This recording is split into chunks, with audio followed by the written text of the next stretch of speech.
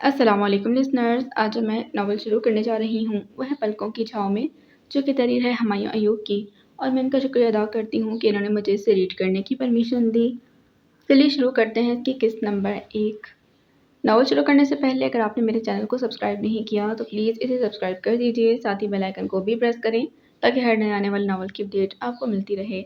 Video को like करें, साथ ही कमेंट भी ज़रूर किया करें ताकि हमारे चैनल की रेटिंग अच्छी हो सके और मैं आपके लिए इसी तरह अच्छे अच्छे नावल्स लाती रहूं।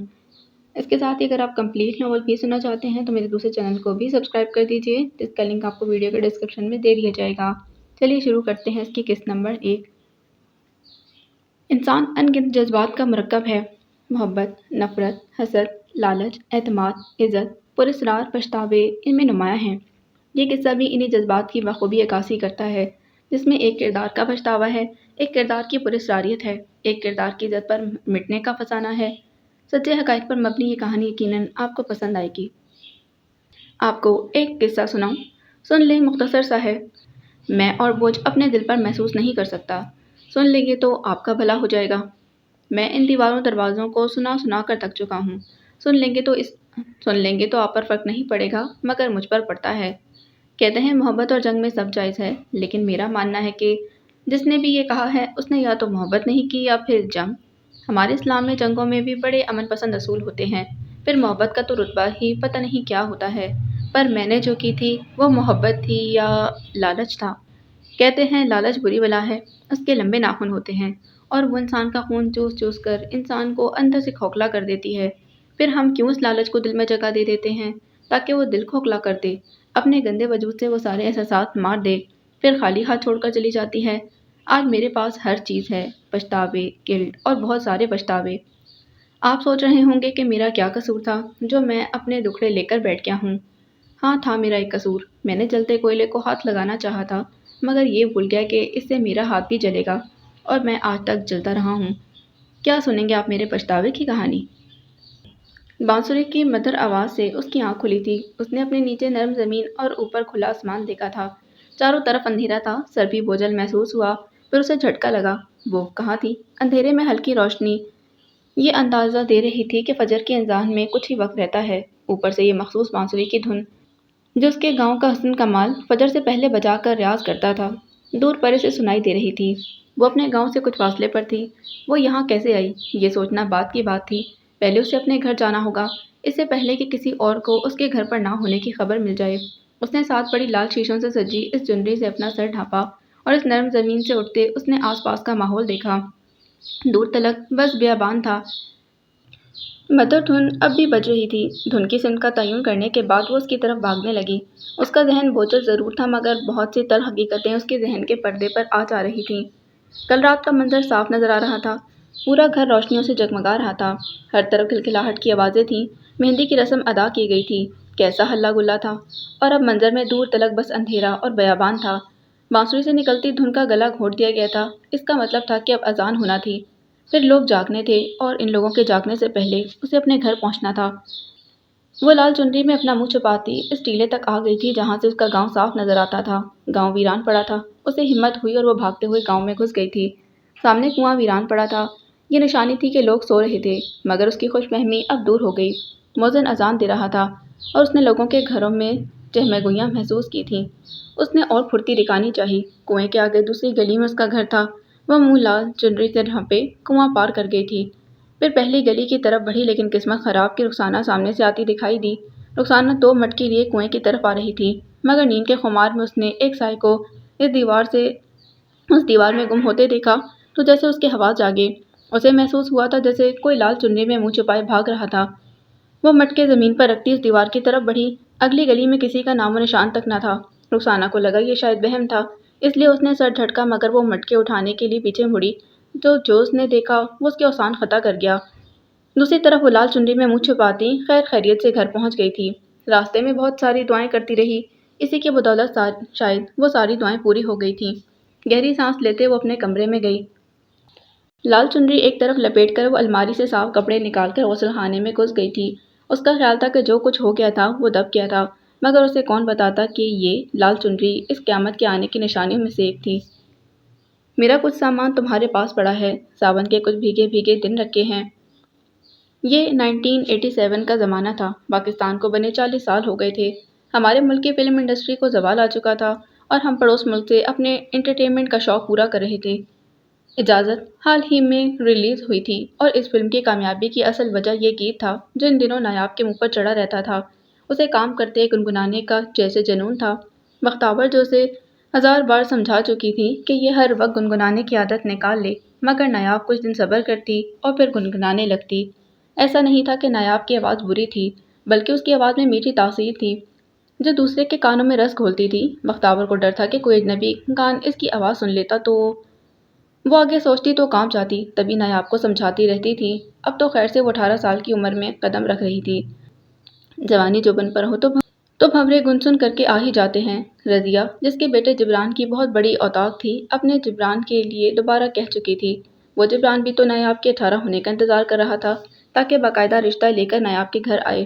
بختاور کو یہ رشتہ بہتر لگتا تھا، مگر جبران اس سے پورے 10 سال بڑا تھا اور اس کی عجیب عجیب باتیں بھی گاؤں میں مشہور تھیں۔ یہ گاؤں میرپور خاص اور عمر کوٹ کے بیچ میں واقع تھا۔ یہاں سے تھر ریگستان شروع ہوتا۔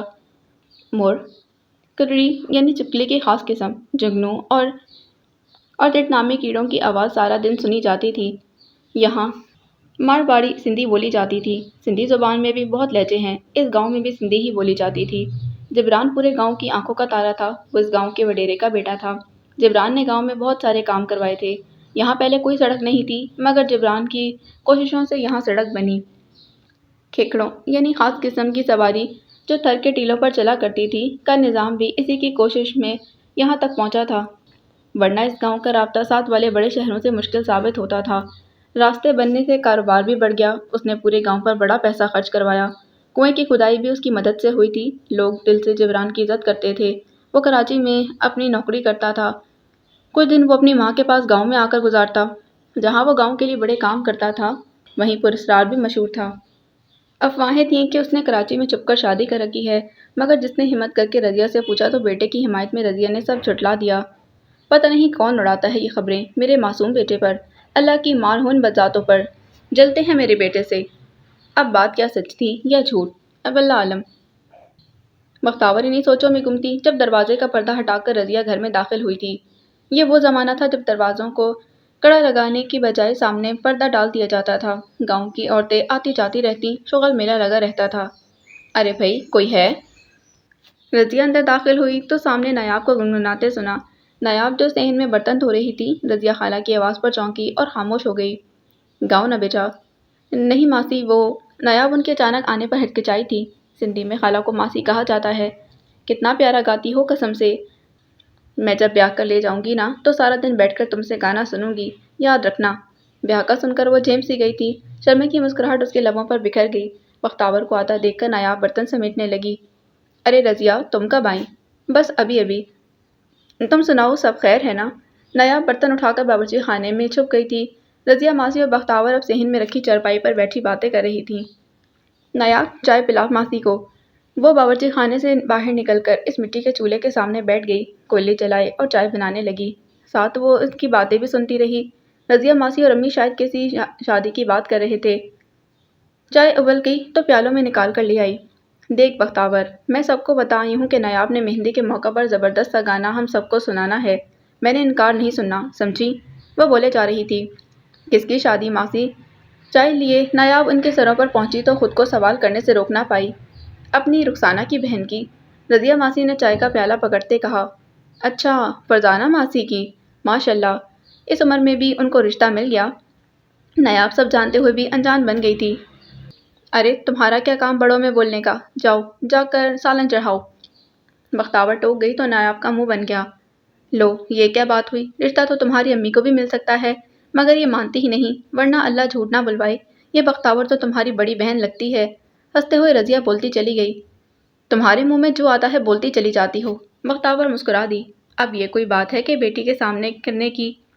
تو کیا ہوا، اسلام میں بیوہ کو دوسری شادی کا حق ہے۔ نایاب بھی بول چڑھانے باورچی خانے میں گھسی اور سامان نکالنے لگی۔ صحن میں بیٹھی اماں اور ماسی کی آوازیں ادھر صاف سنائی پڑتی تھیں۔ ابھی تمہاری عمر ہی کیا ہے بختاور، جوان ہو، حسین ہو، نایاب کو بیاہنے کے بعد کیا کرو گی اکیلے؟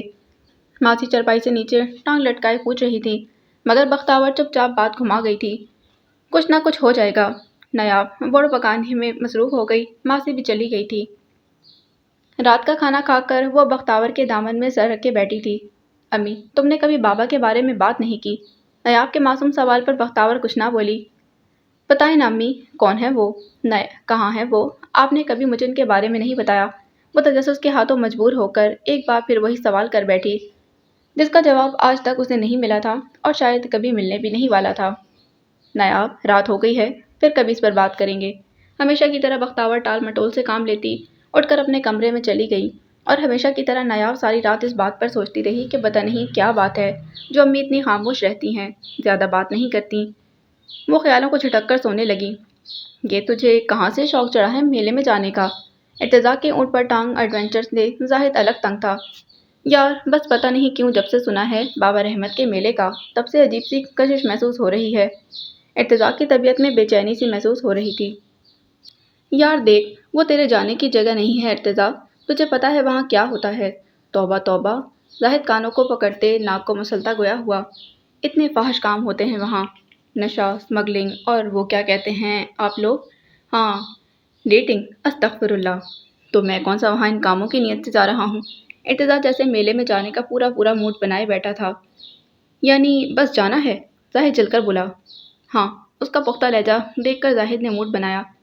چلو پرسوں نکلیں گے، پر ادا سائیں کو خود سنبھالنا۔ سندھی میں ادا بھائی کو کہتے ہیں۔ ان کو میں سنبھال لوں گا، تم ادا سائیں کے لیے پریشان نہ ہو، بس تم راستہ سمجھ لینا میلے میں جانے والا۔ ارتضیٰ نے باور کروایا۔ چلو صحیح ہے۔ زاہد اب مطمئن تھا۔ ارتضیٰ کو اب پرسوں کا انتظار تھا، لیکن ابھی بڑا مرحلہ طے کرنا تھا، اس لیے وہ ادا سائیں کے پاس آ بیٹھا۔ ادا، تم سب جانتے ہو مجھے وہاں جانا ہے، نہ گیا تو میں آپ سے بالکل بھی بات نہیں کروں گا۔ وہ کسی بچے کی طرح میلے میں جانے کی ضد کر رہا تھا۔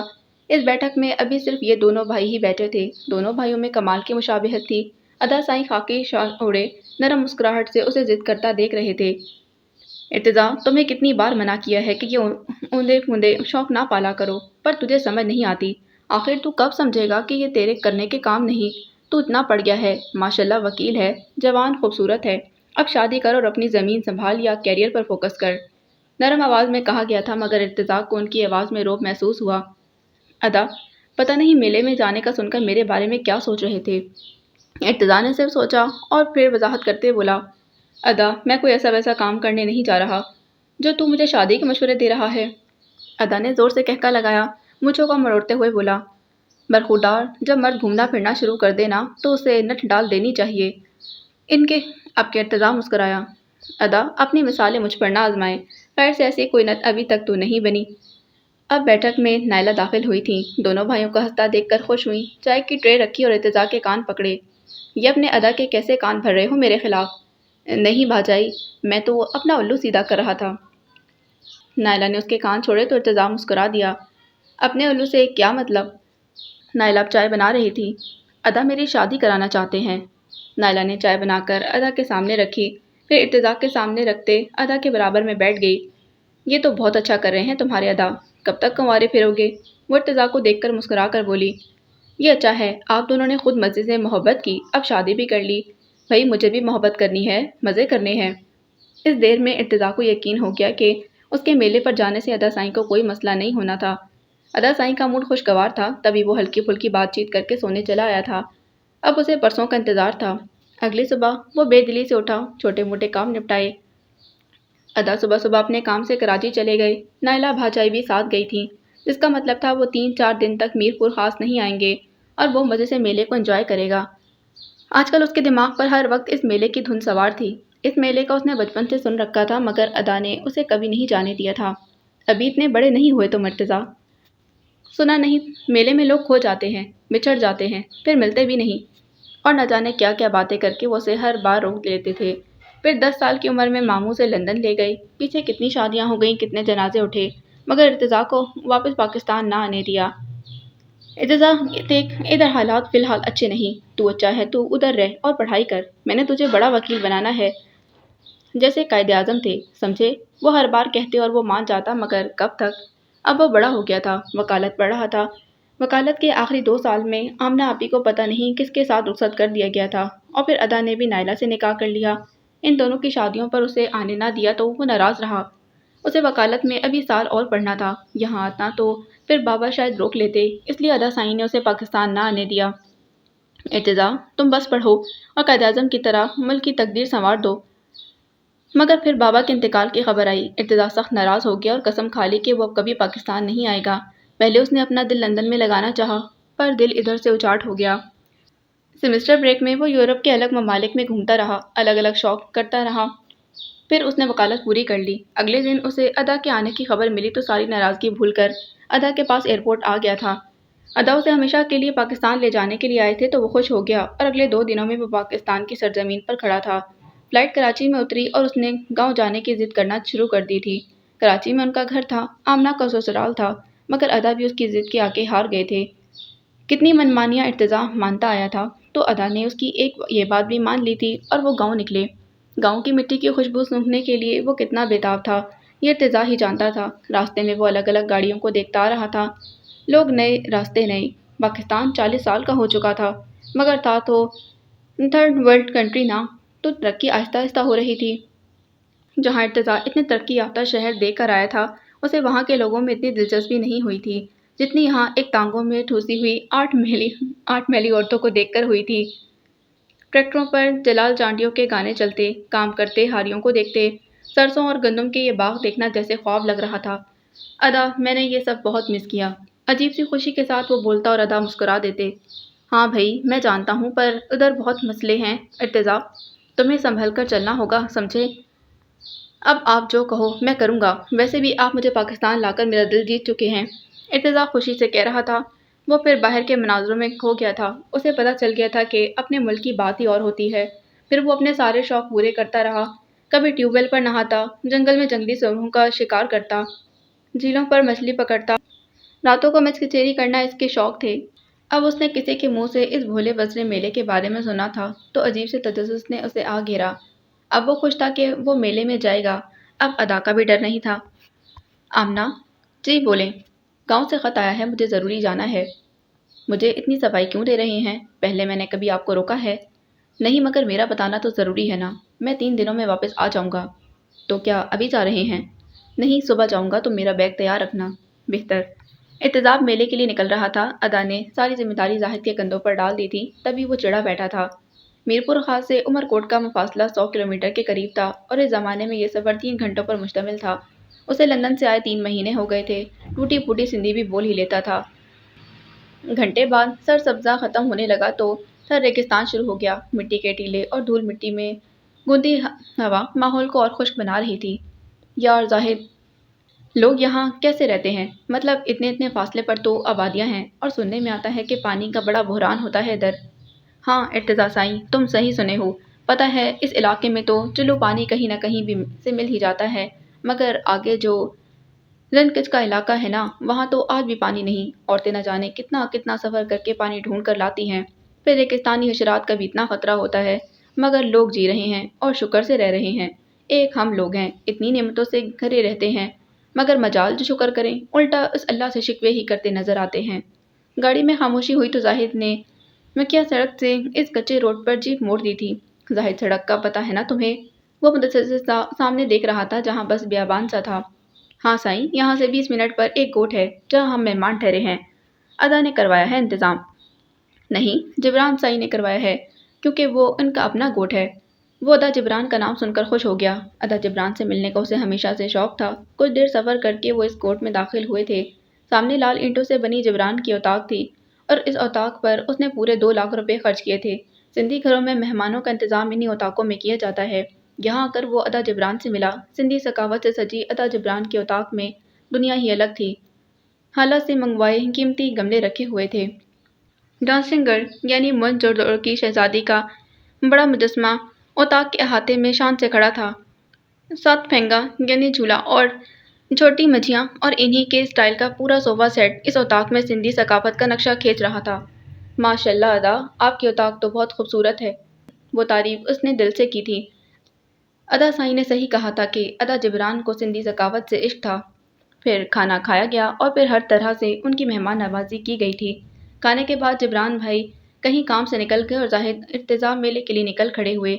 عام دنوں میں اس نظارے کے راستے پر آنا کم ہوا کرتا تھا، مگر اس میلے کی رونقیں دیکھنے لوگ دور دور سے آیا کرتے تھے۔ تبھی ان دنوں اس راستے پر خاصا رش تھا۔ کیکڑے، ٹانگے، گاڑیاں سب اس جگہ جمع ہو گئے تھے۔ اس میلے پر ہر سال ہی اتنا رش ہوتا تھا۔ نورانی شاہ رحمت بابا کے اس مزار پر لوگ کم ہی آتے تھے، کیونکہ اس کے اوپر پہنچنے کا راستہ کافی لمبا تھا اور کافی دشوار بھی۔ یہ مزار پہاڑی پر بنا ہوا تھا۔ ارتضیٰ کو پہلے تو حیرت ہوئی کہ اس ریگستانی علاقے میں یہ ایک پہاڑ کہاں سے آیا۔ وہ بڑی حیرت انگیز انداز میں اس مزار کو دیکھ رہا تھا۔ بڑا سحر انگیز منظر تھا۔ ارتضیٰ، تم اوپر فاتحہ کرنے جاؤ گے؟ زاہد جیپ پار کر کے آ گیا تھا۔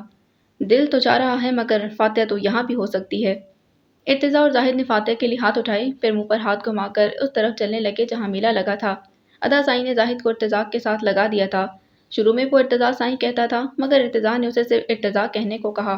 زاہد ایک تو عمر میں ارتضیٰ سے 2 سال بڑا تھا، تبھی وہ بے دھڑک اپنی بات ارتضیٰ سے صاف صاف کہہ دیتا تھا۔ ان 3 مہینوں میں ارتضیٰ کی زاہد کے ساتھ کافی دوستی بھی ہو گئی تھی۔ ارتضیٰ، تم جیسے پڑھے لکھے لوگ تو مزاروں پر فاتحہ کرنے کو بھی شرک کہتے ہیں، اس بارے میں تمہاری کیا رائے ہے؟ میرے لیے خدا صرف میرے دل میں ہے، اگر وہ دل میں نہیں تو کہیں بھی نہیں۔ باقی بات ان اولیاؤں کی، تو یہ بات تو سچ ہے کہ اولیاؤں کا اپنا بڑا درجہ ہے، ان کے لیے دل میں عزت رکھنا حق ہے، ان کے لیے بغض رکھنا ان کی بے حرمتی کے برابر ہے۔ یہ دھمال والوں کا اپنا اپنا نظریہ ہوگا، مجھے حق نہیں کہ میں انہیں سچا کہوں یا جھوٹا، مگر یہ سجدہ کرنا، یہ گرنا بہت غلط ہوتا ہے، ان سے بھی ان مزاروں کی بے حرمتی ہوتی ہے۔ یہ بات بالکل درست ہے کہ مزار اللہ کی بتائی تعلیمات کے برخلاف بنے ہوئے ہیں، مگر اب ایک چیز بن گئی ہے تو پھر اسے کیا بیر کرنا؟ زاہد سر ہلاتا رہا۔ میرے خیالات بھی تقریباً یہی ہیں، مگر میں شاید بیان نہ کر پاتا۔ شاید ایک پڑھے لکھے اور ان پڑھ میں یہی فرق ہوتا ہے۔ میلہ پہاڑی کے دوسری طرف تھا جہاں پیدل چل کر پہنچنا تھا۔ ارتضیٰ چل چل کر بور ہوا تو کچھ سوچ کر بولا، خیر تم یہ بتاؤ کہ ادھر بھی کوئی نہ کوئی روایت ہوگی، جیسے تاریخی واقعہ ٹائپ کوئی چیز۔ ہاں، پر میں تم کو نہیں بتاؤں گا۔ کیوں بھائی؟ تم ہنسو گے۔ ارتضیٰ مسکرایا۔ نہیں ہنسوں گا۔ زاہد کچھ سوچتے ہوئے گویا ہوا تھا۔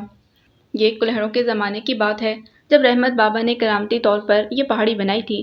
پتہ ہے وہ ادھر ویرانے میں بیٹھ کر چلا کاٹتے تھے، نہ جانے کتنے موکل ان کے بس میں تھے، آس پاس کوئی بھی نہ تھا۔ ان کی پیشن گوئی تھی کہ عمر کوٹ کو مغل جلد قبضہ کر لیں گے، مگر کسی نے ان کی شکایت بادشاہ سے کر دی کہ بابا رحمت آپ پر جادو کر کے اس سلطنت پر قبضہ کرنا چاہتے ہیں۔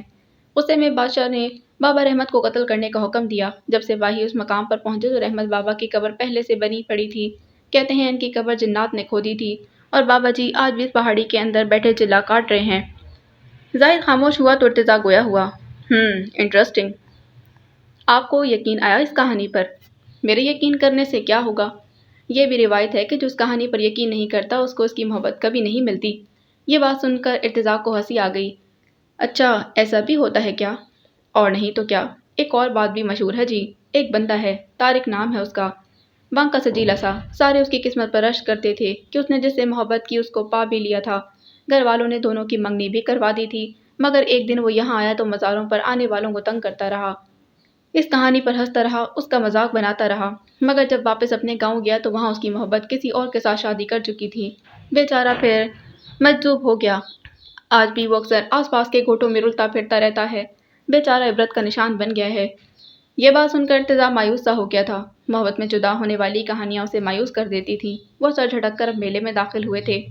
ارتضیٰ اس میلے کو بچپن سے دیکھنا چاہتا تھا، اب جا کر یہ خواہش پوری ہوئی تھی۔ اتنا انتظار رائے گا نہیں گیا تھا۔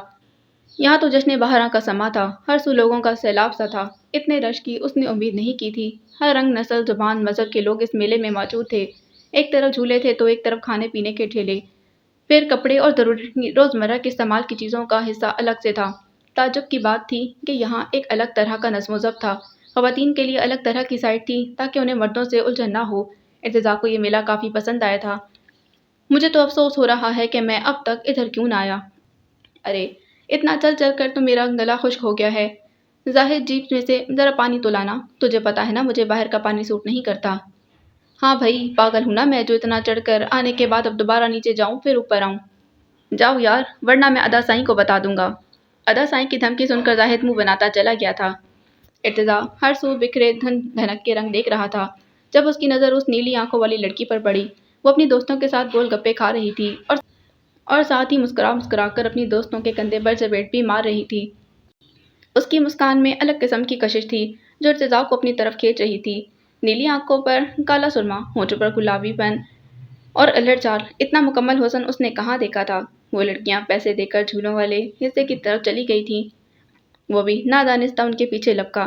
وہ جس جھولے پر جا کر بیٹھی وہ بھی اس جھولے کا ٹکٹ لے کر اس میں بیٹھ جاتا۔ ابھی وہ سب موت کے کنویں پر کھڑی چلا رہی تھیں اور ارتضیٰ بھی بھیڑ میں سے چھپ کر انہیں دیکھ رہا تھا۔ 2-3 بار اس نیلی آنکھوں والی نے اسے بھی دیکھا مگر وہ فوراً آنکھیں ہٹا لیتا۔ وہ چور پولیس کا کھیل تب تک چلتا رہا جب تک زاہد نے ارتضیٰ کو نہ ڈھونڈ لیا۔ خدا کو مانو یار، کیوں مجھے ادا سائیں کے ہاتھوں شہید کروانے پر تلا ہے؟ زاہد کے کپڑے پسینے سے تر تھے، وہ ارتضیٰ کو کافی دیر سے ڈھونڈتا رہا تھا۔ بس یار سوچا تھوڑا گھوم پھر لوں۔ ارتضیٰ کی نگاہیں انہی لڑکیوں کے گروپ پر تھیں جو اب نیچے کی طرف جا رہی تھیں۔ چل اب مجھے بھی گھما، تیرے چکر میں بس گھن چکر ہی بنا رہا۔ چل تو اگلے سال آ جانا یا کل آئیں گے دوبارہ، ابھی میں تھک گیا ہوں۔ وہ نیچے کی جانب چلنے لگا تھا، زاہد بھی پیچھے کو لپکا۔ قسم سے بڑے بے مروت ثابت ہوئے ہو، زاہد منہ بناتے بولا۔ بھئی ادا جبران کے اتاق میں رہنا ہے نا، چابی مجھے دو، میں جیپ چلاؤں گا۔ جو حکم سرکار، دانت پیستے کہا گیا تو ارتضیٰ مسکرا کر رہ گیا۔ لڑکیوں کا ٹولہ بھی تانگے پر چڑھ کر چھو منتر ہو گیا تھا۔ وہ بے دلی سے جیپ چلاتا ادا جبران کے گاؤں میں داخل ہوا تو حیرت سے اس کا منہ کھل گیا۔ یہ اس گاؤں سے تھی۔ وہ تانگا کنویں سے دوسری طرف گلی میں مڑ گیا تھا اور جیپ آ کر ادا جبران کے اتاق میں کھڑی ہو گئی۔ ابھی نایاب گھر میں داخل ہی ہوئی تھی کہ سامنے کا منظر دیکھ کر ٹھٹک گئی۔ ماسی رضیہ اسے دیکھ کر خوشی سے بھاگی چلی آئی تھیں۔ ادا جبران بھی اسے دیکھ کر مسکرائے اور ماسی رخسانہ بھی رشک سے نایاب کو دیکھتی رہیں۔ بس ایک بختاور ہی تھیں جو خاموشی سے زمین پر پتہ نہیں کیا ڈھونڈنے میں مگن تھیں۔ ارے میری دھی، رضیہ ماسی نے اسے گلے لگا لیا تھا۔ اتنی دیر کر دی، ہم کب سے تیرا انتظار کر رہے تھے۔ وہ اپنی امی کی طرف دیکھتی رہی مگر وہ گمسم پتہ نہیں کس سوچ میں تھیں۔ ماسی میں ذرا تھکن اتار کر آؤں، وہ بولتی کمرے میں گھس گئی۔ شرما گئی ہو ہماری بہو، رضیہ ماسی چلتے چلتے چرپائی پر بیٹھ گئی جہاں پہلے وہ بیٹھی ہوئی تھی۔ پھر کیا سوچا تو نے بختاور؟ رخسانہ نے بختاور کے کندھے پر ہاتھ رکھا تو اس کے جسم میں حرکت ہوئی اور وہ اس جگہ واپس آ گئی جہاں وہ موجود تھی۔ ہاں کیا؟ وہ سنبھل کر بولی۔ ہاں میں نے تو پہلے ہی کہہ دیا تھا نا کہ نایاب آئے تو میں اسے پوچھ کر رشتے کا جواب دوں گی۔ جواب ہاں میں ہونا چاہیے، ٹھیک ہے نا؟ ماشاءاللہ میرے جبران جیسا تمہیں پورے سندھ میں نہیں ملے گا۔ وہ جتاتے ہوئے اٹھ کھڑی ہوئی تو جبران سہارا دے کر انہیں لیتا بنا تھا۔ اللہ حافظ ماسی، سلام بھیج کر وہ دونوں نکل گئے۔ ان کے نکلتے رخسانہ نے بختاور کو گھیر لیا تھا۔ ارے چری، جواب ہاں میں کیوں نہیں دیا؟ کتنا اچھا رشتہ ہے۔ آخر برائی کیا ہے اس رشتے میں جو تجھے ابھی بھی سوچنے کی پڑی ہوئی ہے؟ مجھے جبران مناسب نہیں لگتا، اتنی زیادہ عمر ہو گئی ہے اس کی، اور وہ جو افواہ ہے وہ بھلا دوں؟ پاگل، وہ تو افواہیں ہیں، افواہیں سچی ہوتی ہیں کیا؟ رخسانہ کے ان گنت دلائل دھرے کے دھرے رہ گئے تھے۔ تھک ہار کر وہ اپنے گھر چلی گئی۔ بختاور ابھی تک اسی چرپائی پر بیٹھی تھی جب نایاب کی آواز آئی۔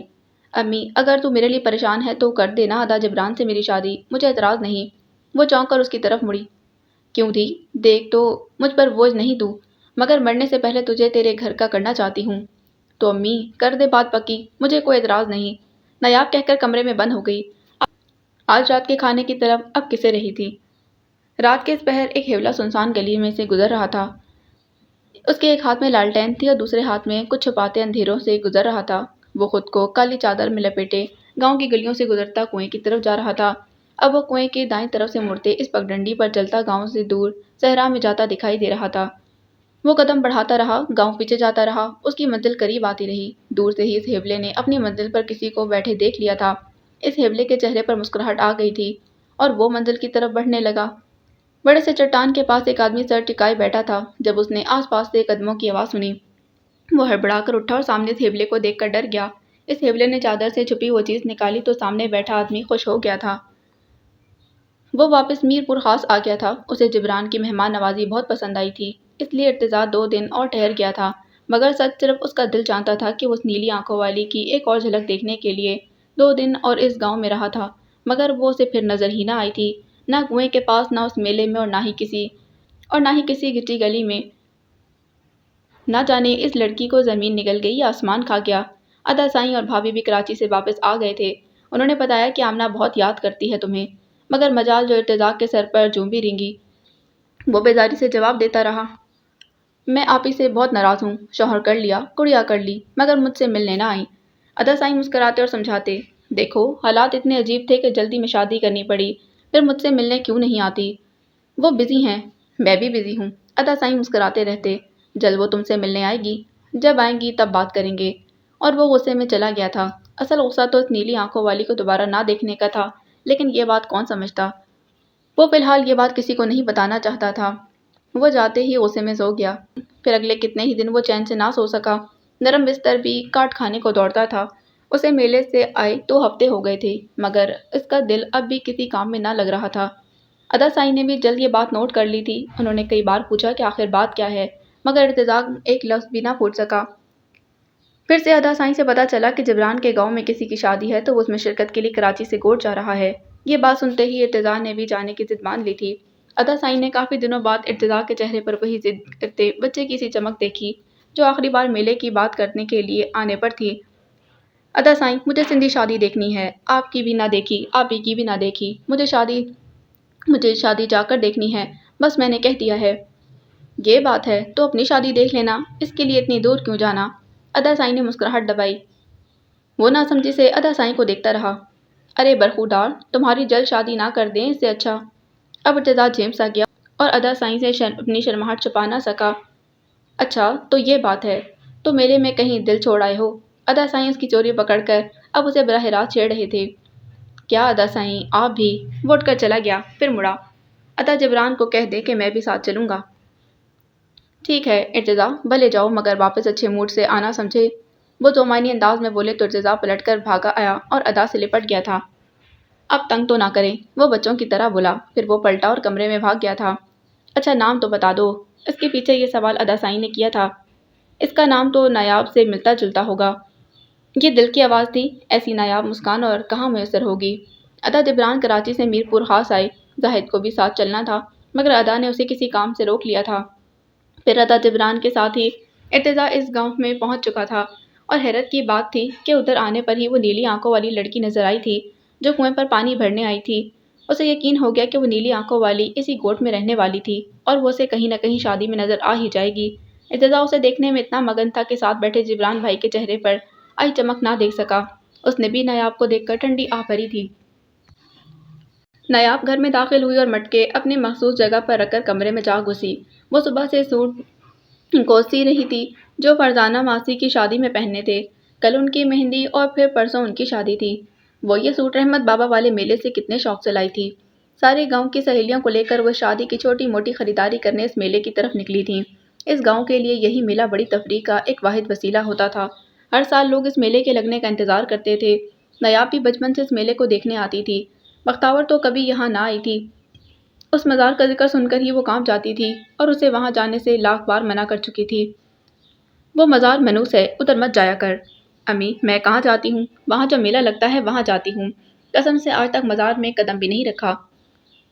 نایاب یقین دلاتی تو بختاور سکون سے بیٹھ جاتی۔ نہ جانے کیا خوف ہے امی کو اس مزار سے، وہ اکثر سوچتی، مگر اس کی امی اتنی کم بات کرتی تھی کہ نایاب کو اکثر وہ اجنبی ہی لگتی۔ بچپن ہی سے نایاب نے اپنی امی کو خاموش دیکھا تھا۔ پتہ نہیں کیسا ٹھہراؤ اور کبھی بے صبرا پن ان کی شخصیت میں جھلکتا رہتا تھا، جیسے وہ بہت کچھ اپنے دل میں چھپائے رکھے تھیں، مگر دکھ یہ تھا کہ وہ کچھ بتاتی بھی نہیں تھیں۔ نایاب نے الگ الگ طرح سے بختاور سے پوچھا، مگر وہ الٹا اسے ڈانٹ دیتی اور پھر رات بھر بختاور کے کمرے سے رونے کی آوازیں آتی رہتی اور نایاب کو ملال ہوتا، تبھی وہ ان سے کچھ پوچھتی ہی نہیں تھی، ورنہ وہ رحمت بابا کا مزار اسے ہمیشہ ہی بڑا حیرت کدہ لگتا تھا۔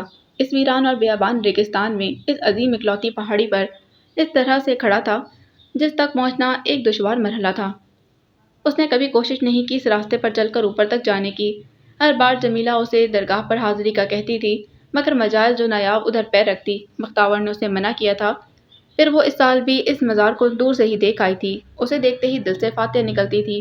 کبھی کبھی لفظوں کو زبان کی ضرورت نہیں ہوتی تھی، بس ایک نظر کافی ہوتی ہے گفتگو کے لیے۔ وہ بھی اس مزار کو اپنے دکھ سناتی۔ آخر ایسا کیا ہے جو اسے چھپا ہوا تھا؟ اس کا باپ کون تھا جس کا وہ نام تک نہ جانتی تھی؟ اور بہت سوال اسے تنگ کرتے، مگر اب وہ اپنے سوال پر حاوی ہونا سیکھ چکی تھی۔ کہتے ہیں وقت بڑا مہربان ہوتا ہے، وہ اپنے ساتھ سارے دکھ اور سوال پیچھے چھوڑ جاتا ہے، مگر نایاب کو یہ وقت اس بے رحم بادشاہ کی طرح لگتا تھا جو ایک دن وہ چھپا ہوا سچ سامنے ظاہر کر دے گا۔ پھر وہ برداشت کر پائے گی کہ نہیں، اتنا حوصلہ ہوگا اس کے پاس؟ تبھی وہ سب بھول کر بس میلے کی طرف سہیلیوں سے ہنس مل کر گھوم پھر کر آئی۔ 2-3 ہفتوں میں فرزانہ ماسی کی شادی تھی۔ فرزانہ ماسی کی شادی ہونا بھی جیسے معجزہ ہی تھا۔ گاؤں میں مشہور تھا کہ ایک جن فرزانہ ماسی پر عاشق تھا۔ یہ 10 سال پہلے کی بات تھی جب فرزانہ 18 سال کی ہوئی تھی۔ ایک دن وہ اپنے رشتہ داروں کے گھر سکھر گئی تو واپسی پر اسے ایک جن نے لپیٹ لیا۔ کسی کو اس بات کا علم نہ ہوا۔ پھر فرزانہ کا ایک رشتہ آیا تو وہ جن فرزانہ کے جسم میں گھس کر سب کو تنگ کرنے لگا۔ رشتے آتے اور چلے جاتے اور ان کی شادی نہ ہو پائی۔ پھر وقت کے ساتھ ساتھ وہ جن بھی نہ جانے کہاں دفان ہو گیا تھا۔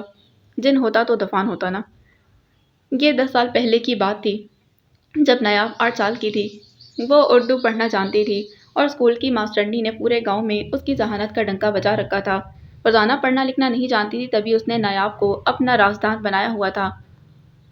ہم جب سکھر گئے تو وہاں میری ملاقات حمزہ سے ہوئی۔ چند ملاقاتوں کے بعد مجھے حمزہ سے محبت ہو گئی تھی۔ وہ میرا چچا زاد بھائی تھا۔ ابھی پڑھ لکھ کر وہ ترقی کرنا چاہتا تھا مگر شاید اسے بہت وقت لگے۔ چھوٹی سی نایاب ان کی کیا بات سمجھتی مگر وقت کے ساتھ وہ سب سمجھ چکی تھی۔ نایاب انہیں خط پڑھ کر سناتی اور وہ نایاب کے ہاتھوں خط لکھ کر حمزہ کو بھیج دیتی۔ اس بیچ اگر اس کے لیے کوئی رشتہ آتا تو وہ جن کے حاضر ہونے کی کمال کی اداکاری کر کے رشتے والوں کو بھگا دیتی۔ یہ راز بس نایاب اور فراز ہی جانتے تھے۔ 10 سال انہوں نے حمزہ کا انتظار کیا تھا اور آخر کار وہ اسے بیاہ کر لے جانے کے لیے آ رہا تھا۔ اس دور میں لڑکی 28 سال کی عمر میں بیاہنا بڑی بات تھی۔ نایاب فرزانہ ماسی کے لیے بہت خوش تھی۔ وہ میلہ گھوم پھر کر آئی تو سامنے جبران کا رشتہ پڑا تھا۔ وہ ادا جبران کی ہمیشہ سے عزت کرتی تھی مگر اس نے کبھی ادا جبران کو اس رشتے کی نظر سے نہیں دیکھا تھا۔ رضیہ ماسی بھی اسے ڈھکے چھپے معنوں میں جبران کا بتا چکی تھی۔ وہ پہلے تو خوش ہوتی تھی کہ اس کی شادی ہوگی، اتنا سامان ملے گا، مگر جب رشتہ لے کر آ گئے تو نایاب کو احساس ہوا کہ اسے ان چیزوں کی طلب نہیں تھی۔ اسے تو کوئی ایسا چاہیے تھا جو اس کی عزت کرے، اس حمزہ کی طرح محبت کرے جس کے لیے انتظار کیا گیا تھا۔ اس احساس کی طلب تھی جو فرزانہ ماسی کی آنکھوں میں وہ حمزہ کے لیے دیکھتی تھی۔ وہ ان 2 ہفتوں میں جبران کے حوالے سے ہر بات دیکھ چکی تھی مگر دل کو شاید کچھ اور چاہیے تھا۔ مگر اب کیا کر سکتے تھے؟ امی نے جبران سے اس کا رشتہ پکا کر دیا اور ادھر کسی سے رشتہ طے ہونے کا مطلب یہی تھا کہ وہ اس کے نکاح میں ہی ہو۔ اس نے تو فرزانہ ماسی کی طرح جن آنے کا ناٹک بھی کرنے کی کوشش کی مگر یہ اس کے بس کا روگ نہ تھا اور اب کچھ نہیں ہو سکتا تھا۔ اس نے امی کے اور اپنے 2 سوٹ سی کر رکھ لیے تھے۔ کھانا پک چکا تھا۔ کھانا کھا کر بختاور سونے چلی گئی۔ نایاب بھی بے دلی سے کھانا کھا کر کچن سے نکلی تو مٹکے سے پانی بھرنے لگی۔ مٹکا خالی تھا۔ امی کو بھی رات کو اٹھ کر پانی پینے کی عادت ہے۔ میں کنویں سے بھر کر لاتی ہوں۔ وہ کچھ سوچ کر مٹکا اٹھا کر باہر نکل آئی تھی۔ گاؤں میں جب سے کنواں کھدوایا تھا پانی کا مسئلہ حل ہو گیا تھا۔ لوگ ساری رات بھی مٹکا بھرنے آتے جاتے رہتے۔ اس علاقے میں امن تھا اور اس وقت تو خاصی رات بھی نہیں تھی۔ وہ سوچتی کمر پر مٹکا ٹکائے کنویں پر چلی آئی تھی۔ فرچی سے بالٹی کنویں میں پھینکی، پھر بالٹی اوپر کھینچ کر مٹکے میں پانی بھرنے لگی۔ چاند کی روشنی اتنی تھی کہ لالٹین لانے کی ضرورت نہ پڑی۔ پھر وہ مٹکا لے کر چلتی اپنی گلی سے گھر میں گھس گئی تھی۔ کنویں سے واپسی پر اسے ایک انجانا سا ڈر محسوس ہو رہا تھا جیسے کوئی پیچھا کر رہا تھا مگر اب وہ گھر میں سکون سے سو رہی تھی۔ پوری اتاق ویران پڑی تھی، بس اس مہمان خانے کی کھڑکی سے روشنی ہلکی ہلکی ظاہر ہو رہی تھی۔ اب اس کھڑکی پر کوئی ہیولا اپنی کوہنی ٹکائے کھڑا نظر آتا تھا۔ قریب سے دیکھو تو یہ ارتضیٰ تھا جو باہر چاند کی روشنی کو دیکھے جا رہا تھا۔ میرپور خاص میں بھی تو چاند نظر آتا تھا مگر وہ ایک شہر تھا۔ گھسے گھسے گھروں میں کہاں وہ چاند کی روشنی اتنے محسوس کرتا تھا جتنی ابھی کر رہا تھا۔ گاؤں ہمیشہ ہی اس کے لیے ایڈونچر تھا مگر وہ اب گاؤں کی زندگی سے متاثر ہو رہا تھا۔ اس گاؤں میں آتے ہی وہ نیلی آنکھوں والی اسے نظر آئی تو ایک عجیب سا اطمینان اسے محسوس ہوا۔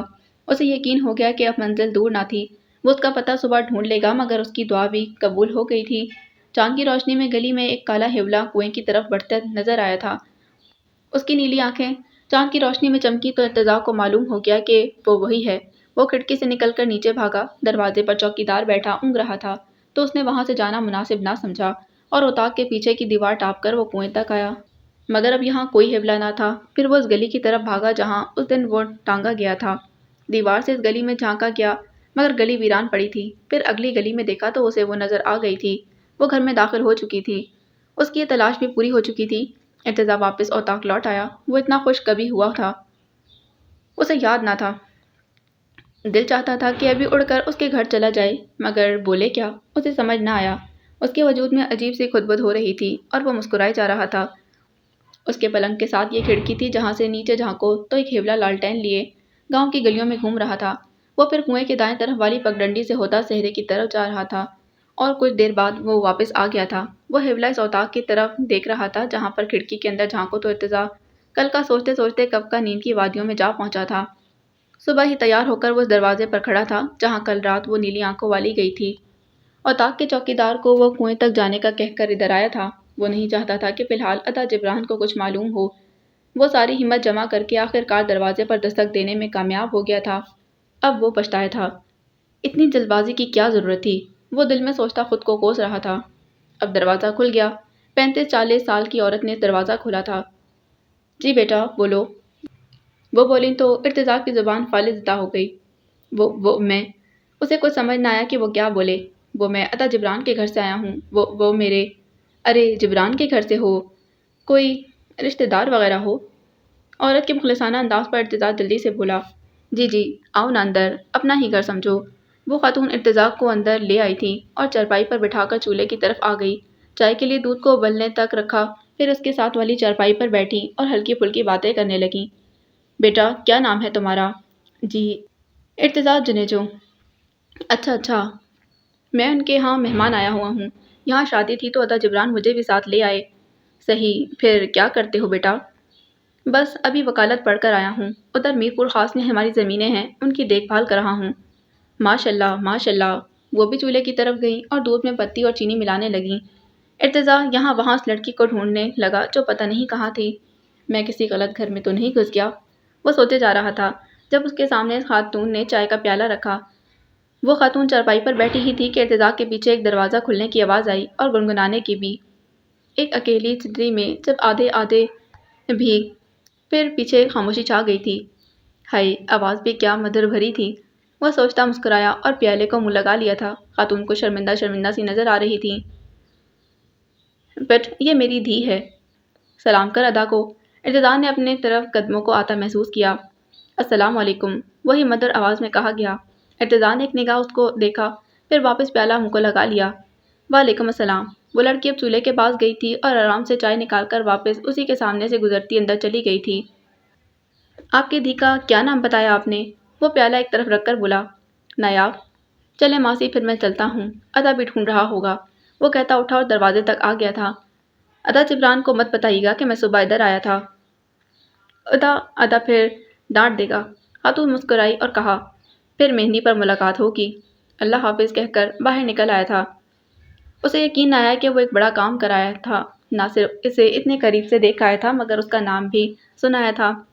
اس کا نام نایاب ہی ہو سکتا تھا۔ ایسا حسن اب دنیا میں نایاب ہی تو ہو گیا تھا۔ اب وہ طاق میں بیٹھا مسکرائے جا رہا تھا۔ عطا جبران نے بھی کافی چمک محسوس کی، پوچھا بھی مگر ارتضیٰ ٹال گیا تھا۔ وہ صرف اپنے ادا سائیں کے سامنے کوئی بات نہ چھپا سکتا تھا۔ عطا جبران نے بتایا تھا کہ عورتوں کا پوشن پچھلے والے میدان میں تھا۔ ارتضیٰ اور طاق کی چھت سے تصدیق کرایا تھا کہ چھت سے عورتوں کا پوشن صاف نظر آتا تھا۔ اب اسے آج کی مہندی کی رات کا انتظار تھا۔ یہاں بہت سال پہلے کی بات ہے کہ جنیجو خاندان کے ولی احمد جنیجو اور بھٹی خاندان کے حاکم علی بھٹی کی دوستی کو میر پور خاص میں ایک الگ مقام حاصل تھا۔ لوگ ان کی دوستی کی قسمیں کھایا کرتے تھے۔ دونوں خاندانی زمیندار تھے۔ ولی اور حاکم بچپن ہی سے ساتھ ساتھ رہتے تھے، ہر کام ساتھ کرتے۔ دونوں کی پسند بھی ایک جیسی، رونق کا رہن سہن پہن سب ایک جیسا ہی تھا۔ خدا کا کرنا تھا کہ دونوں کو اپنی زندگی کے سفر کے لیے لڑکی بھی ایک ہی پسند آئی تھی۔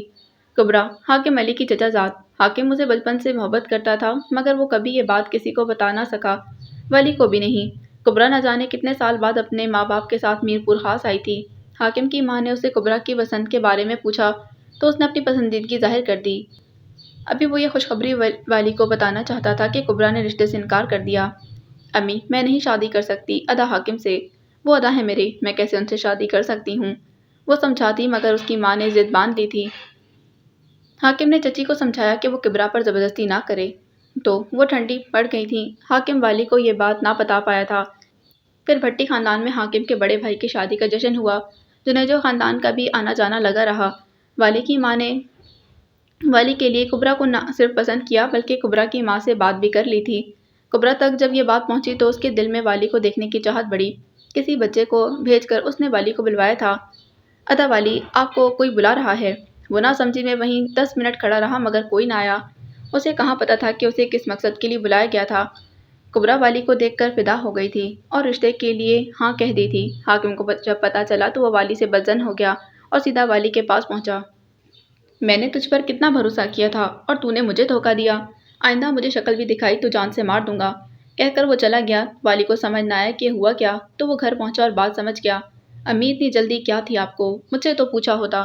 مگر دونوں فریقوں کی طرف سے ہاں ہو چکی تھی تو پیچھے ہٹنا چکنی تھا، تو وہ رضامند ہو گیا۔ والی کو لگا کہ حاکم شاید یہ سمجھتا ہے کہ میں نے اس کی ججوزات کو پسند کیا ہے، تبھی وہ مجھے دھوکے باز کہہ رہا تھا۔ میں اسے سمجھاؤں گا تو وہ سمجھ جائے گی، مگر حاکم نے اس پر ہاتھ اٹھا دیا تھا۔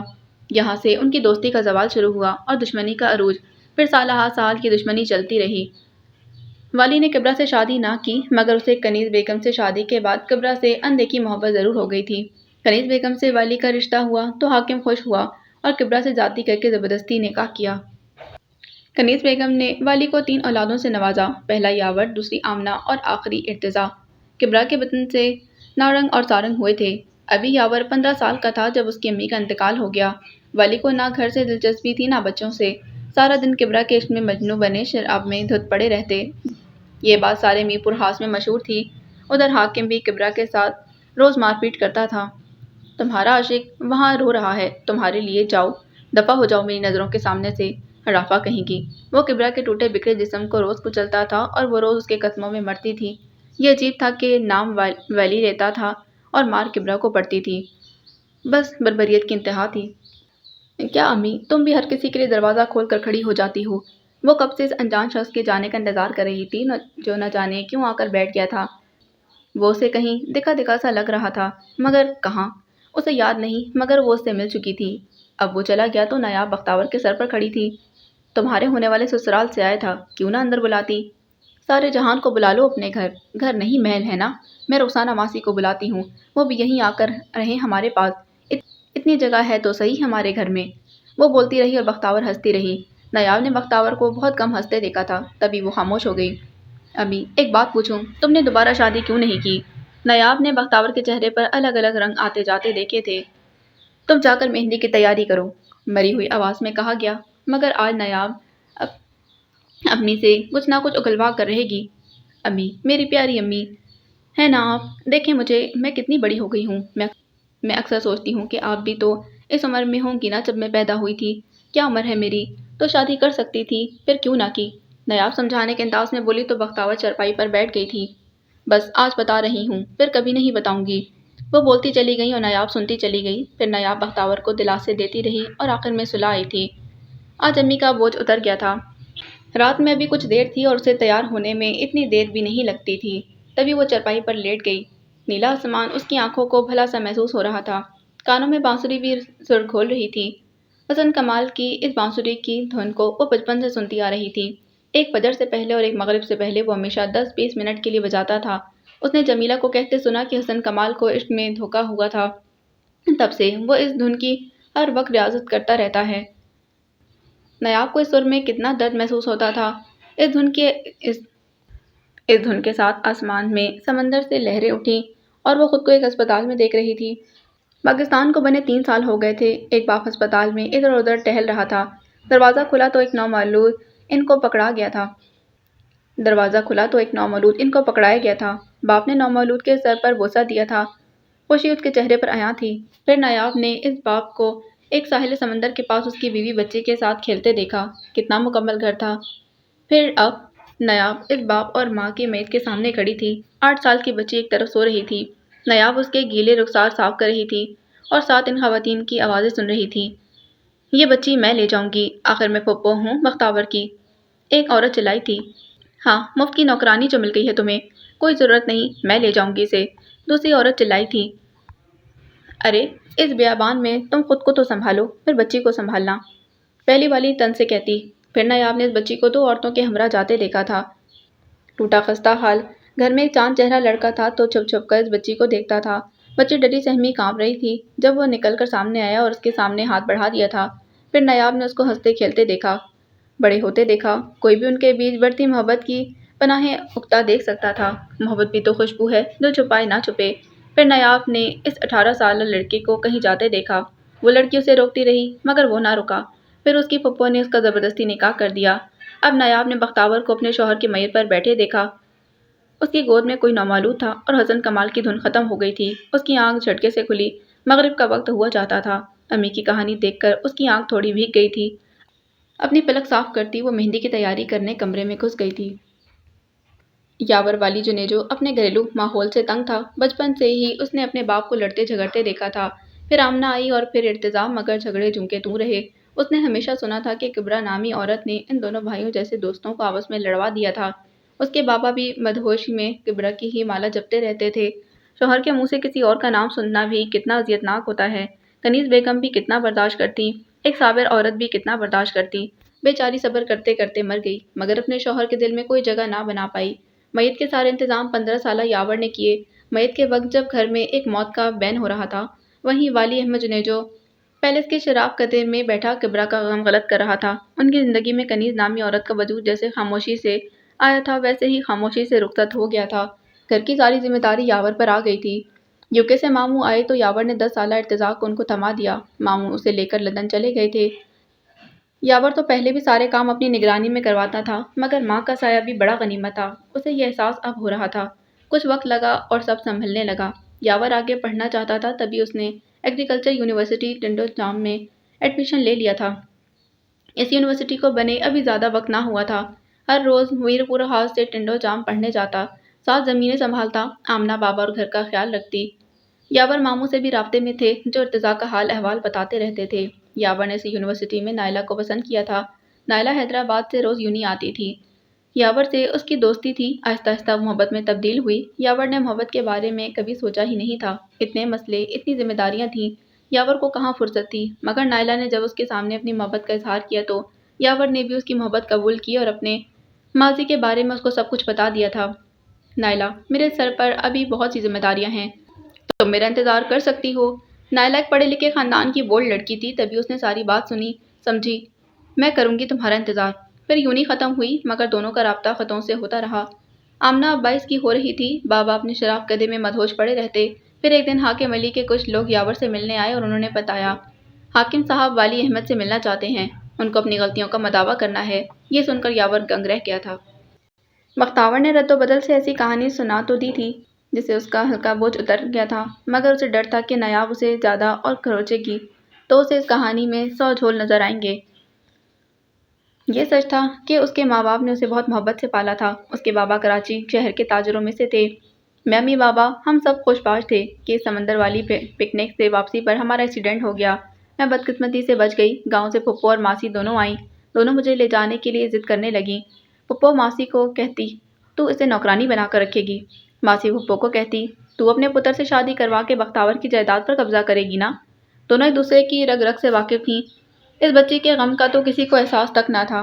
بری میت میں بس وہ بچی ہی تھی جو میت کے سامنے روئے جا رہی تھی، باقی تو غیبتیں اور چغلیاں کرنے ہی آئے تھے۔ ماسی پھپھو نے معاہدہ بنایا۔ ماسی نے گھر اپنے نام کروا لیا اور پھپھو اس کو پال پوس کر جائیداد کی والی بننی تھی۔ پھر وہ پھپھو کے ساتھ ٹنڈو والا یار آ گئی۔ وہ ڈری رہتی تھی، انجانا دیس، انجانے لوگ، اس بچی کو سمجھ نہ آتا کہ اس کے ساتھ کیا ہو رہا تھا۔ پھر وہ اس گھر میں آ گئی جہاں اس نے بہت سی خوبصورت یادیں جمع کی تھیں۔ پھپھو کا بیٹا جس کو سب جانی بلاتے تھے، اس سے اس کی دوستی ہو گئی۔ پھپھو خوش تھیں کہ چلو بچی کا دل لگا رہے گا، مگر دھڑام سے دروازہ کھلا اور نایاب اندر آئی۔ اٹھ جا می، مہندی پر نہیں جانا کیا؟ مغرب ختم ہو گئی ہے۔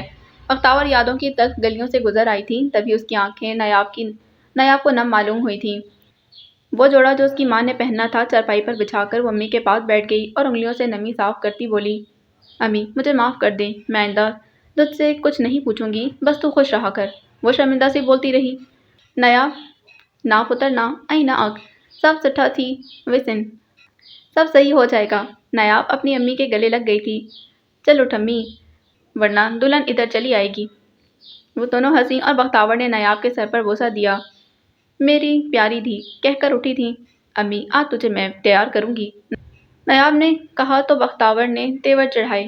ابھی کچھ کہنا بھی چاہتی تھی کہ نایاب بول پڑی، مجھے نہیں پتا پر میں تجھے تیار کروں گی۔ وہ کہتی پلٹ گئی تھی۔ بختاور مسکرائیں اور دل میں دعا کرنے لگیں، اللہ نایاب کی قسمت میری جیسی نہ کرنا۔ آج مردوں کا کوئی فنکشن نہ تھا، مگر اس گاؤں میں مردوں کے مل بیٹھنے کے یہی مواقع ہوتے تھے۔ جب سے جبران نے یہ اوطاق رینوویٹ کروائی تھی اور جبران ادھر ہوتا تھا تو ساری رات اوطاق میں رونق ہوتی تھی۔ مرد لوگ بون فائر کرتے تھے، کچھ بابا بلے شاہ کا کلام پڑھتے تو کچھ لوگ شاہ لطیف کی شاعری پڑھتے تھے۔ حسن کمال کو بھی بانسری کی دھن بجانے کی دعوت دی جاتی، چائے کا دور چلتا اور ساری رات جشن چلتا۔ اسی محفل میں بیٹھے ارتضیٰ کو بالکل بھی بوریت نہ ہو رہی تھی۔ چائے کے گھونٹ بھرتے وہ آس پاس کے لوگوں کو دیکھے جا رہا تھا۔ ہر طرح کے لوگ اس محفل میں شریک تھے، امیر، غریب، وزراء، فقیر، سب، مگر سب کے ساتھ ایک ہی طرح کا رویہ تھا، مہمان نوازی والا رویہ۔ وہ ہمیشہ یہی سوچتا تھا کہ مہمان رحمت ہوتے ہیں، مگر کیوں؟ وہ جواب اسے یہاں مل گیا تھا۔ ایسی محفلیں ہی تو اس کی تلاش تھی۔ وہ لندن میں یہی محبت، یہی اپنائیت تو ڈھونڈنا چاہتا تھا، مگر اسے وہاں میسر نہ تھا۔ ان محفلوں کو ترتیب دینے کا سارا کریڈٹ صرف ادا جبران کو جاتا تھا۔ ادا سائیں سے اس نے ادا جبران کی بہت تعریفیں سن رکھی تھیں۔ اسے یقین نہیں آتا تھا کہ ایک بندہ اتنا مکمل کیسے ہو سکتا تھا، مگر ادا جبران تو واقعی مکمل ہی تھے۔ نہ بغض نہ حسد۔ اسے خوشی تھی کہ ارتضیٰ کا اتنا قریب کا رشتہ بنتا تھا۔ وہ دور چارپائی پر بیٹھے ان عام لوگوں جیسے لگتے تھے، نہ غریب، نہ تکبر، نہ غرور، نہ تکبر، نہ بڑائی کا کوئی عنصر۔ وہ رشک سے اسے دیکھے جا رہا تھا۔ اب حسن کمال سے بانسری بجانے کی کوئی فرمائش کی گئی تھی۔ ارتضیٰ نے اس دھن کی بہت تعریف سنی تھی۔ حسن کمال نے بانسری بجائی تو جیسے آس پاس عالم ہوت چھا گیا تھا۔ ارتضیٰ کو اس بانسری کی دھن میں اتنا درد محسوس ہوا کہ اس کی آنکھیں بھیگ گئی تھیں۔ ساز بھی ایک الگ ہی زبان رکھتا ہے اور اسے سمجھنے کے لیے شوق ذوق ہونا چاہیے۔ ارتضیٰ تو ویسے بھی کافی ثقافت شناس تھا، اسے ثقافت بہت اٹریکٹ کرتی تھی۔ اس دھن میں وہ ایسے گم ہوا۔ جب دھن ختم ہوئی تو جیسے ایک سہار ٹوٹا اور اٹھ کر تالیاں بجا بیٹھا تھا اور دوڑتے حسن کمال کو گلے لگا لیا۔ وہ 30-32 سال کا جوان پہلے بوکھلا گیا، پھر سنبھلا۔ ارتضیٰ تعریفیں کرتا رہا۔ محفل میں تالیاں گونجنے لگی۔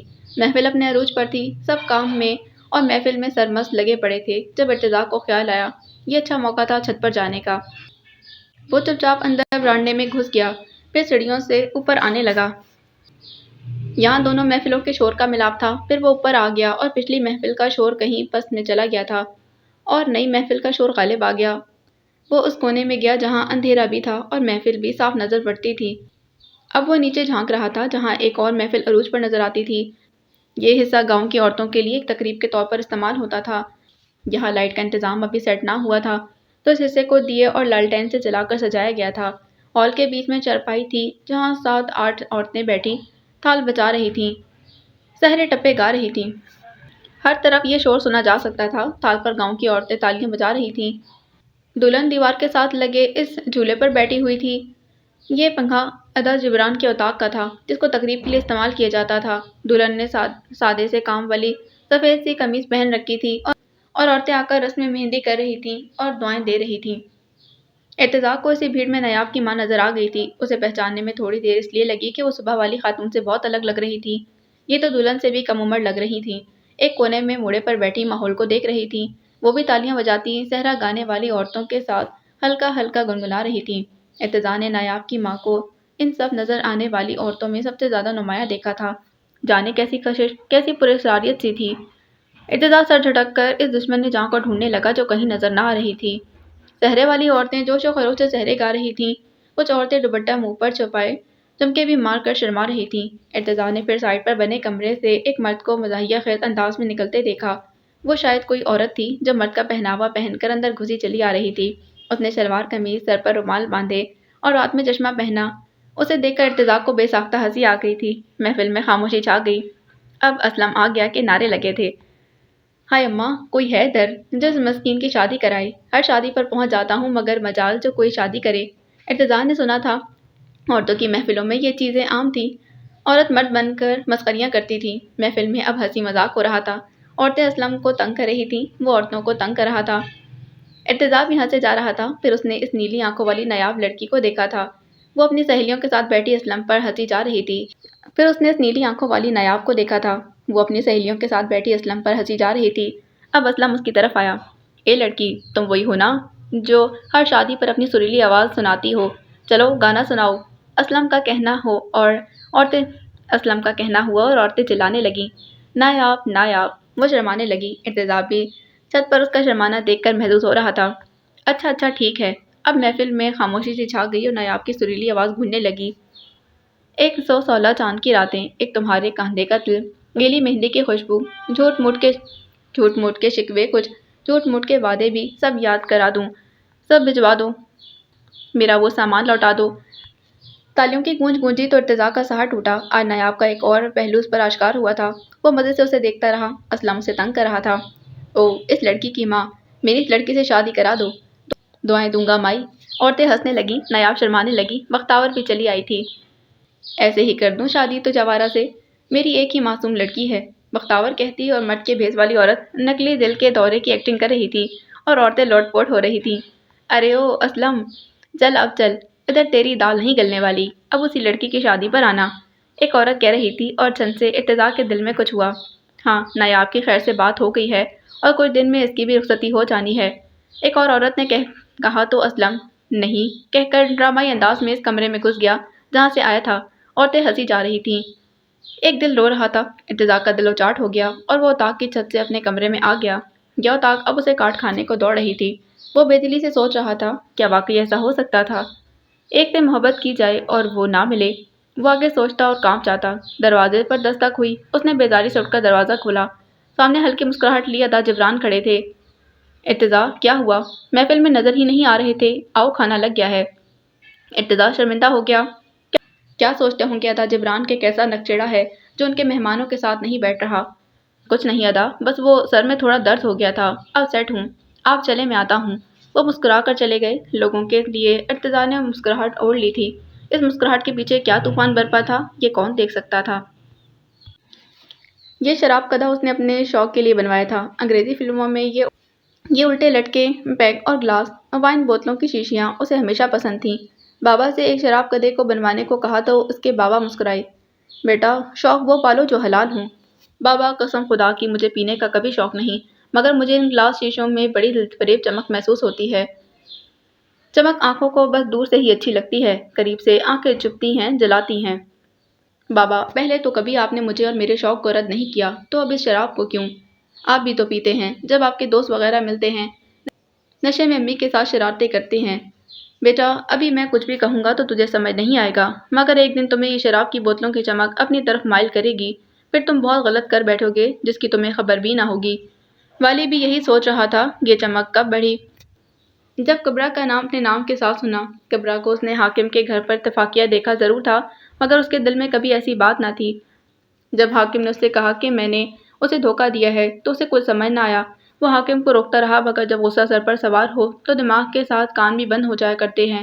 وہ گھر آیا تو پتہ چلا کہ کبرا کے لیے تو رشتہ قبول کر لیا گیا تھا۔ وہ خوش تھا، کبرا اسے اس حوالے سے اچھی لگی تھی۔ پھر حاکم علی کی بات صحیح سمجھ آئی تھی۔ حاکم کو لگا شاید میں نے اس کی پیٹھ پیچھے اسے پسند کر لیا تھا اور رشتہ بھیجا تھا، مگر ایسا کچھ بھی نہیں، میں نے دھوکہ نہیں دیا۔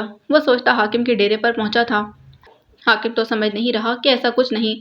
اللہ کی قسم میں نے کبھی اس سے بات کرنے کی کوشش نہیں کی، میں نے اسے دیکھا ہے مگر اس حوالے سے کبھی نہیں دیکھا۔ مجھے نہیں پتا کبرا نے مجھے کب اور کہاں دیکھ لیا تھا۔ حاکم جو اپنے پیٹھ والی کی طرف کر کے کھڑا تھا مڑا اور کس کے والی کو چماٹ مار دیا۔ والی حاکم سے کبھی اس بات کی توقع نہیں کر سکتا تھا۔ خبردار جو کبھی کبرا کا نام بھی لیا تم نے، آئندہ مجھے اپنی شکل مت دکھانا۔ وہ کہتا آگے بڑھ گیا۔ والی پیچھے گنگ کھڑا رہ گیا۔ والی نے اپنے دوست پر آخری احسان سمجھ کر کبرا سے رشتے سے انکار کر دیا۔ پھر کنیز بیگم کا رشتہ آیا تو جلدی سے ان کا نکاح پڑھا دیا گیا۔ والی کو اپنے دوست کے ناراض ہونے کا دکھ تھا، مگر اپنی تذلیل کا غصہ بھی تھا۔ نکاح والے دن اس نے پہلی بار اس شراب کو پیا تھا۔ اسے لگا اس دل میں جو غم کی آگ لگی تھی اس شراب کی تاثیر سے وہ بجھ سکتی تھی، مگر اسے کہاں پتا تھا کہ شراب اس آگ کو اور بڑھا دے گا۔ اب وہ اپنی دلہن کے پاس کھڑا تھا، کمرے میں شراب کی بدبو پھیلی تھی۔ وہ لڑکتے بدکتے پلنگ پر آ ہی گیا۔ اس نے دلہن کا گھونگھٹ اٹھایا تو گنگ رہ گیا۔ یہ تو کبرا تھی، مگر اس کی دلہن تو کوئی اور تھی۔ اس کا نام بھی اسے یاد نہ تھا۔ نکاح میں تو بس قبول ہے بولنا ہوتا ہے، مولوی کیا کہہ رہا ہے یہ کون سنتا ہے؟ کبرا، وہ اس دلہن کو کہہ رہا تھا۔ وہ خاموش بیٹھی تھی، بولتی کیوں نہیں؟ حاکم اور میری دوستی کو کھا گئی تم ڈائن۔ وہ اس نئی نویلی دلہن کو مارے جا رہا تھا۔ پھر کب سویا کب جاگا اسے ہوش نہ تھا۔ بچے پیدا ہوئے، ماں باپ مرے، پھر وہ دلہن بھی مر گئی اور اسے پتہ بھی نہ چلا۔ وہ اس دلہن کو بس کبرا کا چہرہ دیکھتا تھا، اس کو کبرا بلاتا تھا۔ سب کو لگتا تھا کہ وہ پاگل ہو گیا تھا، مگر شرابی اور پاگل ہونے میں فرق تھا۔ پاگل کبھی یہ نہیں کہتا کہ میں پاگل ہوں، مگر شرابی فخر سے کہتا ہے میں شرابی ہوں۔ ایک بیٹی تھی جس پر اس نے شفقت سے ہاتھ تک نہ رکھا اور وہ بیچاری اس کی خدمت میں مری جاتی تھی۔ بیٹی تھی نا، کیوں نہ ہلکان ہوتی۔ والی نے سنا تھا کہ اس کے 2 بیٹے بھی تھے، مگر عرصہ ہوا اس نے دونوں کو نہیں دیکھا تھا۔ والی احمد کی صبح اور رات بس اس شراب قدح میں گزرتی تھی اور ان کی خدمت کے لیے زلفی چچا تھے۔ باقی کام آمنہ خود اپنے ہاتھوں سے کرتی تھی۔ ابھی شام جوان ہوئی تھی اور والی نے 2 پیگ چڑھائے ہی تھے جب اس نے کسی کے قدموں کی آواز سنی تھی۔ اب شراب کدے کا دروازہ کھلا تھا اور والی بنا پیگ کچک کر دروازے کی طرف مڑا اور دیکھتا رہ گیا۔ حاکم علی سامنے کھڑا تھا۔ والی کے ہاتھوں سے گلاس فرش پر گر کر چکناچور ہو گیا تھا۔ دل اگر چکناچور ہو تو اسے کون توڑتا ہے؟ وہ سوچتا بے دلی سے سو رہا تھا۔ کاش وہ یہاں نہ آیا ہوتا تو کم از کم دل میں یہ سکون تو ہوتا کہ وہ ملی نہیں تو بچھڑنے کا کیا غم۔ وہ جانا تو اس مٹی کی طرح ٹھہری جس کو میری مٹھی سے ہر صورت پھسلنا تھا، نکلنا تھا، یا شاید اس رحمت بابا کی کہانی کا یقین نہ کیا تبھی مجھے میری محبت نہ ملی۔ کسی نے سچ ہی کہا تھا کہ محبت نہ ملنے کی بددعا بندہ دشمن کو بھی نہ دے۔ وہ کروٹ بدل بدل کر کب نیند کے آغوش میں چلا گیا اور اتاق میں اب ویرانی تھی۔ گاؤں میں بھی سناٹا سا تھا۔ کیڑوں کی خاموشی میں گونجتی آواز ماحول کو خوفناک بنا رہی تھی۔ ہوا کے زور پر درختوں کے پتے ہل رہے تھے۔ ایک زرد پتا شاخ سے ٹوٹ کر ہوا کے زور پر چلتا اڑتا سنبھلتا ایک چارپائی پر آ رکا تھا۔ بختاور صاف کپڑے سے چارپائی پر پتوں کو پھر ایک چادر بچھائی، پھر ایک اور چادر بچھائی تاکہ چارپائی کی تہہ سونے والوں کو نہ چبھے۔ آج کل ہوا ٹھنڈی محسوس ہوتی تھی، تبھی نایاب نے آج باہر سونے کی فرمائش کی تھی۔ نایاب غسل خانے سے کپڑے تبدیل کر کے تار پر سکھانے کے لیے لٹکانے لگی تھی۔ میں لگا دیتی امی رلیاں، آپ تھکی آئی ہیں، لیٹ جائیں۔ نایاب بختاور کو کاندھے سے پکڑ کر لٹانے لگی۔ تھکی تو بھی آئی ہے، بختاور لیٹتے بولی۔ نایاب چارپائی کے کنارے پر بیٹھ گئی۔ امی تو میرا مقابلہ نہ کیا کر، ماں بیٹی کا کیا مقابلہ؟ خیر چھوڑو یہ باتیں، فردانہ ماسی کی مہندی میں کتنا مزہ آیا نا؟ بختاور کی آنکھوں کے سامنے نایاب کا چہرہ تھا، ان کی آنکھوں میں آسمان کے تاروں سے بھی زیادہ چمک تھی۔ ہاں میری بیٹی کتنی پیاری لگ رہی تھی، ماشاءاللہ، نظر نہ لگے۔ بختاور نے آنکھوں کے سرمے میں انگلی ڈالی اور نایاب کے کانوں کے پیچھے مل دی تھی۔ میری ماں بھی بڑی پیاری لگ رہی تھی، نظر نہ لگے۔ نایاب نے بھی اپنی آنکھوں کا سرما نکال کر بختاور کے کان کے پیچھے مل دیا۔ دونوں ہنس پڑی۔ آخر میری پیاری بیٹی نے جو مجھے تیار کیا تھا کیوں نہ پیاری لگتی؟ ہاں یہ تو ہے۔ پھر وہ چارپائی کے کنارے سے اٹھ کر اپنی چادر پر لیٹ گئی تھی۔ اس گاؤں کے لوگ گرمیوں میں باہر ہی سویا کرتے تھے۔ ٹھنڈی ہوا نیند میں فرحت بخشتی تھی۔ تھر کے علاقے تو رات کی ٹھنڈک کی وجہ سے الگ مشہور تھے۔ رات بھر ٹڈوں اور جھینگروں کی آوازیں آتی رہتی تھیں۔ ادھر مشہور تھا کہ ٹڈوں کی ان آوازوں کا مطلب یہ تھا کہ وہ اس وقت اللہ کی عبادت کرتے تھے۔ اسے سنتے ہوئے عجیب سا سکون ملتا، ایک آرام سا احساس دوڑ جاتا تھا۔ نایاب بھی انہی آوازوں میں گم تھی۔ وہ آسمان میں تارے دیکھنے میں مشغول تھی۔ پھر دیکھتے دیکھتے ایک لٹ اس کے ہاتھوں میں آ گئی تھی اور وہ اس کو اپنی انگلیوں سے لپیٹنے لگی۔ امی، جانی اب کیسا ہے؟ اس نے امی کی طرف دیکھا جو کسی سوچ میں گم تھی۔ جانی کے نام پر چونک پڑی۔ جانی پتہ نہیں کیسا ہوگا، آپ کو برا لگا؟ نہیں بیٹا، بس وہ گنگ ہو گئی۔ امی مجھے اپنا وہ دور بتائیں نا جو تو نے پھپھو اور جانی کے ساتھ گزارا۔ دیکھ تو پھر مجھے پرانی یادیں دلا رہی ہے۔ اچھا نہیں کہتی۔ نایاب سیدھی ہو کر پھر آسمان کو دیکھنے لگی۔ پھر بختاور کی آواز آئی، جانی اپنے گھر کا لاڈلا تھا، میری پھپھو کا بیٹا۔ جب وہ ٹنڈو والا یار آئی تو اس کی دوستی نے مجھے اس گھر میں سنبھلنے میں مدد دی تھی۔ وہ میرے لیے مصری لاتا تھا، مجھے خوش کرنے کے لیے تتلی پکڑ کر شیشے میں بند کر کے دے جاتا تھا۔ پھپھو مجھے مارتی تھی تو ڈھال بن کر میرے سامنے آ جاتا، میں روتی تو میرے آنسو خشک کرتا، مجھے ہنساتا۔ اس دور میں ٹی وی دیکھنے کے لیے ہم پتہ نہیں کہاں کہاں رلتے تھے۔ پھپھو مجھے اکیلے گھر میں چھوڑ کر چلی جاتی، مگر میں چھپ چھپ کر ان کے ساتھ چل نکلتی۔ پھپھو ٹی وی دیکھتی رہتی اور میں اور جانی باہر کھیلتے رہتے۔ نایاب نے مڑ کر بختاور کو دیکھا۔ پرانے دور کو یاد کر کے ان کے چہرے پر ایک چمک سی آ گئی تھی۔ پھر ہم ساتھ لک چھپ کھیلتے، ساتھ سلیٹ پر الف آ بے ب تک پڑھتے تھے۔ پھر تھوڑے بڑے ہوئے تو پھپھو نے ساتھ کھیلنے سے منع کر دیا۔ میں سارا دن کام کرتی، جانی پھپھا کے ساتھ زمینیں دیکھنے چلا جاتا۔ ہم نے چھپ کر معاہدہ کر لیا کہ ہم بڑے ہو کر شادی کر لیں گے، پھر سارا دن کھیلتے رہیں گے۔ مگر جب بڑے ہوئے تو پھپھو نے ہماری شادی نہ ہونے دی۔ جانی نے بہت سمجھایا کہ وہ رشتے کو قبول کر لیں، مگر وہ نہ مانی۔ پھر ایک دن جانی نے کہا کہ پھپھو مان گئی ہیں، پھر ہماری منگنی بھی کر دی گئی۔ اب میں اس سے شرما کر چھپ جایا کرتی، وہ مجھے ڈھونڈتا رہتا۔ نہ جانے کیوں ایک کشش ہوتی ہے اپنے محبوب کو ڈھونڈنے میں، ایک تڑپ ہوتی ہے جو چپتی رہتی ہے مگر ختم نہیں ہوتی بلکہ اور بڑھتی جاتی ہے۔ میں بھی اس کی طرف بننا چاہتی تھی اور بنی بھی۔ آج وہ جہاں بھی ہوگا مجھے یاد کر کے تڑپتا ہوگا۔ بختاور کی آنکھوں سے آنسو کی ایک لکیر نکلی اور تکیے میں جذب ہو گئی۔ تمہیں پتہ ہے جب وہ جا رہا تھا تو اس نے مجھے انتظار کرنے کا کہا تھا۔ میں نے کتنا کہا کہ نہ جاؤ، میرا دل کہتا ہے کچھ ہو جائے گا، مگر وہ مسکراتا رہا اور کہنے لگا، چلی ہو گئی ہو کیا؟ اس کو جب مجھ پر پیار آتا تھا تو مجھے پگلی ہی کہتا تھا۔ اب تو امی کا رویہ بھی اچھا ہو گیا ہے، وہ پیار سے سمجھا رہا تھا۔ پھپھو کا رویہ منگنی کے بعد واقعی تبدیل ہو گیا۔ وہ پیار سے مجھے دیکھتا رہا اور پھر چلا گیا۔ وہ گیا تو میری ڈولی آ گئی۔